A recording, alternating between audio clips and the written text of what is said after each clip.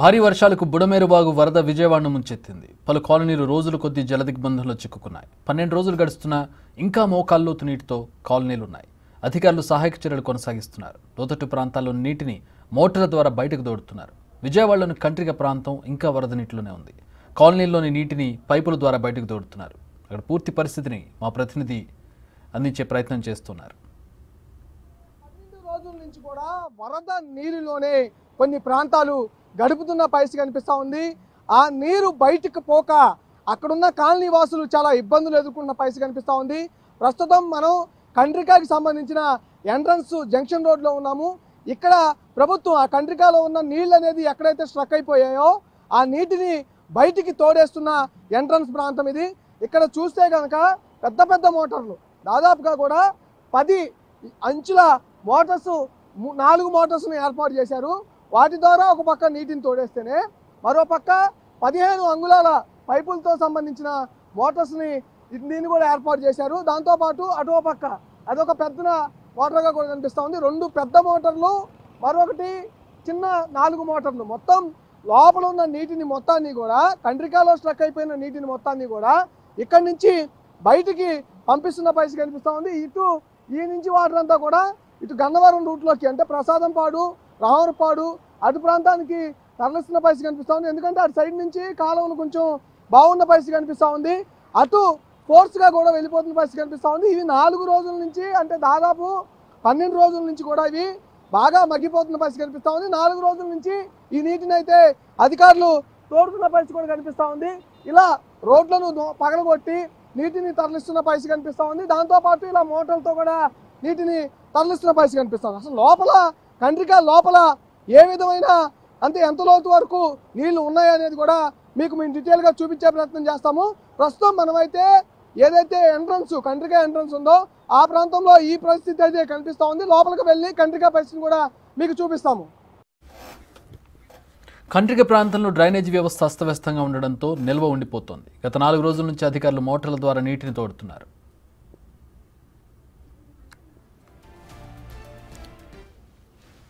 NSC Bose Nagar రోడ్లో కూడా ఉన్నాము. ఈ ప్రాంతంలో చూస్తే కనుక వాటర్ అనేది ఇంకా నిల్వ ఉన్న పరిస్థితి కూడా కనిపిస్తూ ఉంది. మనం ఏదైతే ఎంట్రన్స్లో చెప్పుకుంటా ఉన్నామో ఆ ఇంజన్ల ద్వారా నీళ్ళు అనేవి తోడేస్తున్న పరిస్థితి ఏదైతే చెప్తా ఉన్నామో ఇక్కడి నుంచి వాటర్ అనేది బయటికి తోడేస్తున్న పరిస్థితి కూడా కనిపిస్తూ ఉంది. ఇప్పుడు చూస్తే ఇక్కడ మనం చూస్తే దాదాపుగా ఎంట్రన్స్ అంటే ఒక మెయిన్ రోడ్ నుంచి 4 అడుగులు లోపలికి అనేది మనం వేయటం జరిగింది. లోపలికి వేస్తేనే దాదాపుగా ఒక అడుగు పైన నీళ్ళు అనేది కనిపిస్తుంది. ఇలా పోయే కొన్ని లోపలికి పోయే కొంది అయితే వాటర్ అనేది ఎక్కువగా కనిపిస్తున్న పరిస్థితి కూడా కనిపిస్తూ ఉంది. ప్రభుత్వం దీనికోసం ఎందుకంటే ఇవి స్ట్రక్ అయిపోయిన పరిస్థితి ఉంది. డ్రైనేజీ వ్యవస్థ అనేది చాలా దారుణంగా ఉన్న పరిస్థితి కూడా కనిపిస్తూ ఉంది. ఈ డ్రైనేజీ వ్యవస్థ చాలా తక్కువగా ఉంటాం. ఈ వాటర్ అనేది బయటికి పోలేని పరిస్థితిలోనే ఇంకా దాదాపు 12 రోజుల నుంచి కూడా ఈ వాటర్ అనేది స్ట్రక్ అయిపోయిన పరిస్థితి కూడా కనిపిస్తూ ఉంది. మనం చూస్తే దాదాపు 12 రోజుల క్రితం వాటర్ అనే ఫ్లో అనేది కూడా ఇక్కడ వరకు ఈ పై వరకు కూడా వాటర్ ఫ్లో అనేది వచ్చినట్టు కూడా తెలుస్తుంది. అంటే మనం నుంచున్న దానికంటే ఇంకా 3 అడుగులు పైకి కనిపిస్తున్న పరిస్థితి. అంటే ఒక్కొక్క ప్రాంతం కొంచెం తగ్గుముఖం పడుతున్న నేపథ్యంలో ఈ ప్రాంతంలో కూడా వాటర్ అనేది కొంచెం తగ్గుముఖం పట్టింది. కానీ ఈ ఫ్లోర్ వరకు దాదాపు 4-5 రోజుల నుంచి కూడా ఈ వాటర్ అనేది స్ట్రక్ అయినట్టుగా తెలుస్తూ ఉంది. చాలామంది తమ ఇల్లు మొత్తం మునిగిపోయి ఇబ్బందులు పడుతున్న పరిస్థితి కూడా కనిపిస్తూ ఉంది. ఈ విధంగా బట్టలు అనేది కూడా 12 రోజుల నుంచి నానిపోయి ఉన్న బట్టలన్నీ కూడా ఒక్కొక్కటి బయటకు వేస్తున్న పరిస్థితి కూడా కనిపిస్తుంది. ఇళ్ళల్లో ఇంకా ఇప్పటి వరకు కూడా ఈ ఇల్లు చూస్తే మొత్తం పూర్తిగా కూడా మునిగిపోయిన పరిస్థితి. ఇది ఎంట్రన్స్లో ఉన్న పరిస్థితి, ఇంట్లో ఉన్న పరిస్థితి. ఇక్కడ చూస్తే పూర్తిగా కూడా లోపలికి నీళ్ళు అనేవి వచ్చిన దాఖలా కనిపిస్తాయి. ఇలా ఫ్రిడ్జ్ కూడా పూర్తిగా కూడా ఆ పై వరకు నీళ్లు 12 రోజుల నుంచి వచ్చిన పరిస్థితి ఉంది. ఇప్పుడిప్పుడే కోలుకుంటున్న పరిస్థితిలో ఈ స్ట్రక్ అయిపోయిన నీళ్ళు కూడా ఇక్కడ ఆగిపోయిన పరిస్థితి కనిపిస్తూ ఉంది. మొన్న వచ్చిన వరదకైతే పూర్తిగా ఈ విధంగా ఫ్రిడ్జ్ కూడా మొత్తం పూర్తిగా క్లోజ్ అయిపోయిన పరిస్థితి కనిపిస్తూ ఉంది. లోపల అయితే సామాన్లు మొత్తం పూర్తిగా నష్టపోయిన పరిస్థితి కూడా కనిపిస్తూ ఉంది. దీనికోసం ప్రభుత్వం ఎటుకట్టు ఎన్యూమరేషన్ అయితే స్టార్ట్ చేసింది. దాదాపుగా ఈరోజు 3వ రోజు ఎన్యూమరేషన్ ఎంట్రన్స్లోనే పెట్టుకొని ప్రజలందరి దగ్గర నుంచి కూడా ఎన్యూమరేషన్ స్టార్ట్ చేసింది. దాంతోపాటు స్ట్రక్ అయిపోయిన వాటర్ను కూడా బయటికి పంపిస్తున్న పరిస్థితి కనిపిస్తూ ఉంది. అన్న ఎన్ని రోజుల నుంచి ఇట్లా ఇబ్బంది పడతా ఉన్నారు? 12 రోజుల నుంచి అన్న 12 రోజుల నుంచి వాటర్లోనే ఉంటున్నాము. మొన్న 2 రోజుల బ్యాక్ కరెంట్ ఇచ్చారు. 2 రోజుల బ్యాక్ కరెంట్ వచ్చింది. అవును, మేమైతే కరెంట్ అయితే వేసుకోలేదు, కింద ఉంటున్నాం. పక్కన వాళ్ళది ఫస్ట్ ఫ్లోర్ లో అక్కడ ఉండే అక్కడ ఇది చేసుకుంటున్నాం. ఎలా ఉంది పరిస్థితి? ఇంట్లోకి మీరు వచ్చినప్పుడు పరిస్థితి ఎలా ఉంది? ఇంట్లోనే ఉంటా ఉన్నారు కదా మీరు. ఇక్కడ దాకా ఉన్నాయండి వాటర్, ఇప్పుడే కొద్దిగా తగ్గుతుంది వాటర్. మొత్తం సామాన్లన్నీ పాడైపోయినాయి, అది ఏ పని చేయవు అసలు. అది ఉన్న బట్టలతో వీటితోనే ఉన్నాం 10 రోజుల నుంచి. ఇప్పుడు ఎంతవరకు ఈ నీళ్లు లోటు అనేది మీకు కనిపించింది? నిన్న ఎంత ఉంది, ఇవాళ ఎంత ఉంది లోటు? నిన్న మోకాల దాకా ఉందండి, ఇవాళ కొద్దిగా తగ్గింది. మోకాల నుంచి కొద్దిగా కిందకి తగ్గింది. ఎలా ఉండేది డ్రైనేజ్ కానీ ఇవన్నీ కూడా నీళ్లు కాలువలు కానీ ఎలా ఉండే అసలు గతంలో వరద రాకముందు? వరద రాకముందు బాగానే ఉందండి. వరద రాకముందు డ్రైన్లు బాగానే పారాయి. ఈ వరద వచ్చిన మూలంగా స్ట్రక్ అయిపోయింది అంతా. పూర్తిగా కూడా వరద వచ్చిన తర్వాత ఈ డ్రైన్లు అనేది స్ట్రక్ అయిపోయినట్టు కూడా ఇక్కడ ఉన్న నివాసులు చెబుతున్న పరిస్థితి కూడా కనిపిస్తా ఉంది. దాదాపు 12 రోజులకు పైగా కూడా ఈ నీళ్ళల్లోనే మేము జీవనం కొనసాగిస్తా ఉన్నాము. ప్రభుత్వం అయితే 2 రోజుల క్రితం కరెంట్ అనేది ఇవ్వటం జరిగింది. మేము కింద ఉన్నాం కాబట్టి, గ్రౌండ్ ఫ్లోర్లో నీళ్ళలో ఉన్నాం కాబట్టి యూజ్ చేయట్లేదు. పైన వారు అయితే యూజ్ చేస్తున్న పరిస్థితి కూడా కనిపిస్తా ఉంది. ఈ విధంగా వాటర్ అనేది ఏ గొంతులో చూసినా, కంట్రికాలోకి సంబంధించి ఏ గొంతులోకి చూసినా ప్రతి గొంతులో కూడా మోకాలు పై వరకు కూడా వాటర్ అనేది వస్తున్న పరిస్థితి కూడా కనిపిస్తూ ఉంది. గ్రౌండ్ లెవెల్లో ఈ రోడ్డుకు సమాంతరంగా ఉన్న ఇళ్లలో ఇప్పటికీ కూడా ఈ కండ్రికా ఊర్లో పూర్తిగా నానిపోతున్న పరిస్థితి కనిపిస్తూ ఉంది. గ్రౌండ్లో ఉన్న సామాన్లు సైతం పూర్తిగా ఇప్పుడు మనం ఇక్కడ చూస్తే ఈ ఇల్లు అనేది 4 అడుగులు లోపలికి వచ్చిన తర్వాత ఈ ఇల్లు అనేది చూస్తే కనుక పూర్తిగా ఇక్కడ నానిపోయి ఒక ఫ్రిడ్జ్ అయితే తేలుతున్న పరిస్థితి కూడా కనిపిస్తుంది. ఇప్పటికీ 12 రోజుల పాటు ఈ వరద నీరు అనేది ఉంటా ఉన్న నేపథ్యంలో, ఇక్కడ స్టక్ అయిపోయిన నేపథ్యంలో ఫ్రిడ్జ్ కూడా పూర్తిగా ఇక్కడ తేలుతున్న పరిస్థితి కూడా మీకు స్వయంగా చూడవచ్చు. దీంట్లో విజువల్స్ లో ఒక ఇంట్లో కూడా మనం ఈ ఇంట్లోకి వెళ్తే లోపలకు అడుగులు వేసే కొంది లోపలికి ఈ విధంగా మోకాళ్ళ లోతు వరకు కూడా వాటర్ అనేది వస్తున్న పరిస్థితి కూడా కనిపిస్తా ఉంది. పూర్తిగా ఇదంతా బురదమయం అయిపోవడం, ఇదంతా కూడా ఇంత నీళ్లతో నిండిపోయి ఇల్లంతా ఆ పై వరకు వాటర్ అయితే మనం 12 రోజుల క్రితం ఏదైతే ఫ్లో వచ్చిందో ఆ పై వరకు వాటర్ కూడా వచ్చింది. మీటర్లు కూడా పూర్తిగా తడిసిపోయే పరిస్థితి కూడా ఉంది.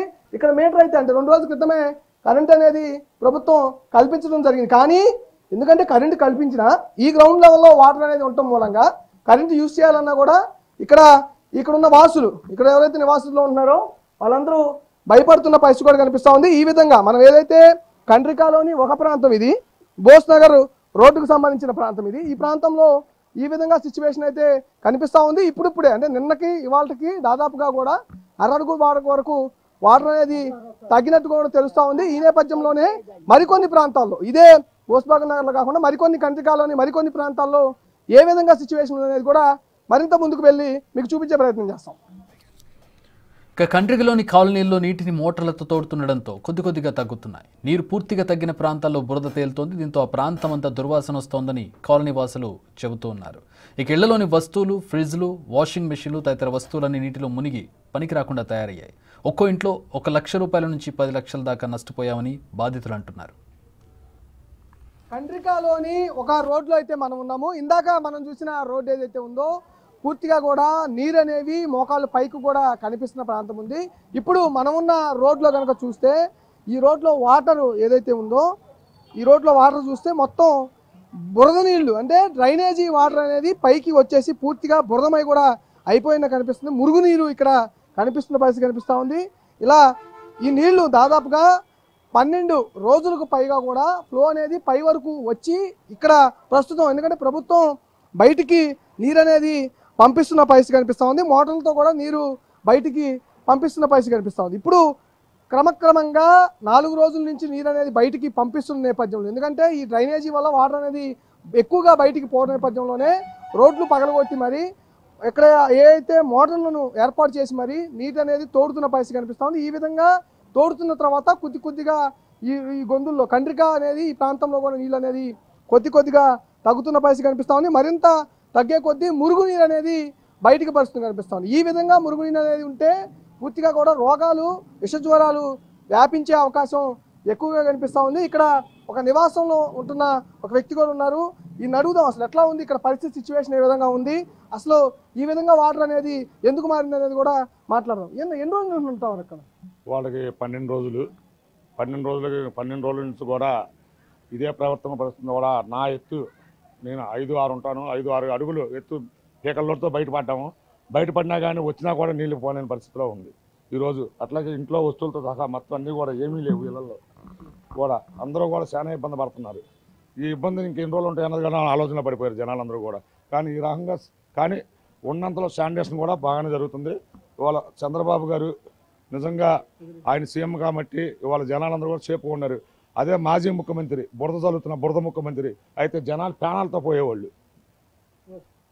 ఈ ఈ బాధితుడు చెబుతున్న పరిస్థితి కూడా దాదాపుగా 5 రోజుల నుంచి కూడా ఈ వాటర్ అనేది చాలా ఫ్లో అనేది వాటర్ కూడా చెప్తా ఉన్నారు. ఇప్పుడిప్పుడే కొంచెం ప్రభుత్వం చర్యలు చేపట్టడం మూలంగా ఈ వాటర్ అనేది తగ్గుతున్న పరిస్థితి కనిపిస్తుంది. తగ్గే కొంది ఈ విధంగా వాటర్ అనేది బురద నీళ్ళు ఇటు ఈ విధంగా డ్రైనేజీ వాటర్ లాగా బయటికి కనిపిస్తున్న మురుగునీరు కనిపిస్తుంది. ఇట్లా చూస్తే కనుక ఇక్కడ ఒక నివాసం చూస్తే పూర్తిగా ఈ మొత్తం కూడా పాడైపోయిన పరిస్థితి. పరుపు పూర్తిగా పాడైపోయిన దాన్ని తీసి బయటకు తొలగిస్తున్న పరిస్థితి కనిపిస్తుంది. ఆ విధంగా ఫ్రిడ్జు ఆ విధంగా మొత్తం ఆ ఇంటి లోపల పూర్తిగా కూడా డ్యామేజ్ అయిపోయిన పరిస్థితి కనిపిస్తూ ఉంది. ఆ విధంగా ఏదైతే పై వరకు కూడా ఫ్లో అయిన పరిస్థితి కనిపిస్తూ ఉంది. ఇప్పుడిప్పుడే ఈ కంట్రిక అనేది ఒక్కొక్క గొంది మనం చేంజ్ అయ్యే కొంది ఈ గొంతులో వాటర్ ఫ్లో అనేది నిదానంగా తగ్గుతున్న పరిస్థితి కనిపిస్తూ ఉంది. ఎందుకంటే ఇటు పొయ్యే కొంది బయటికి ప్రభుత్వం నీళ్ళు అనేది తోడేస్తున్న పరిస్థితి నేపథ్యంలోనే కంట్రికాలో దాదాపుగా 4 రోజుల నుంచి నీళ్ళు అనేది బయటికి పోతున్న పరిస్థితి కనిపిస్తూ ఉంది. ఈ ప్రభుత్వం ఈ ఏర్పాటు కనుక చేయకపోయి ఉంటే ఇప్పటి వరకు కూడా వాటర్ అనేది పై స్థాయి వరకే ఉంటుందంటూ కూడా ఇక్కడ ఉన్న చాలామంది ప్రజలు చదువుతున్న పరిస్థితి కనిపిస్తూ ఉంది. ఒక ఇంట్లో కూడా మరో ఇంట్లో కూడా వెళ్దాము. ఈ ఇల్లు అసలు ఏ విధంగా ఉందనేది కూడా మీరు చూస్తే స్వయంగా ఈ విధంగా డ్యామేజ్ అయిపోయి పరుపు పూర్తిగా కూడా డ్యామేజ్ అయిపోయిన పరిస్థితి కనిపిస్తూ ఉంది. ఇంట్లో ఉన్న సామాన్లు సైతం కూడా పూర్తిగా డ్యామేజ్ అయిపోయిన పరిస్థితి. ఏమేమి పాడైపోయింది? ఫ్రిడ్జ్ పోయింది, వాషింగ్ మిషన్ పోయింది, పరుపులు బట్టలు అన్నీ పోయింది పూర్తిగా మొత్తం ఎంతవరకు ఉంటుంది ఇవన్నీ? ఎంతవరకు ఉంటుంది?